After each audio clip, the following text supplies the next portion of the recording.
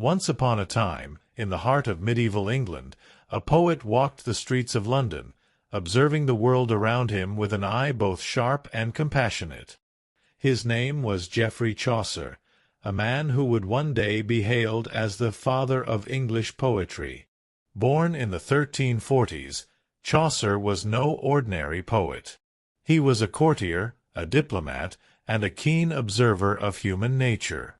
His life took him across Europe, where he encountered the grand traditions of French and Italian literature.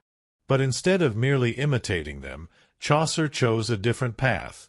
He brought poetry to the common people of England, not in Latin or French, but in the language they spoke every day, Middle English.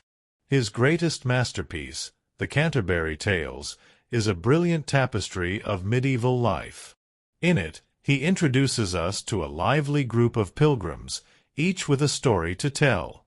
From the bawdy humor of the miller to the wisdom of the knight, from the cunning of the pardoner to the boldness of the wife of Bath, Chaucer paints a picture of a world teeming with humanity, contradictions, and wit. But Chaucer was more than just a storyteller. He was a pioneer of English verse, experimenting with iambic pentameter and narrative techniques that would influence poets for centuries to come. His work laid the foundation for English literature, bridging the medieval and the modern, the sacred and the profane. As the 14th century drew to a close, Chaucer's voice began to fade, but his legacy endured. He passed away in 1400, leaving behind a treasure trove of poetry that would inspire generations.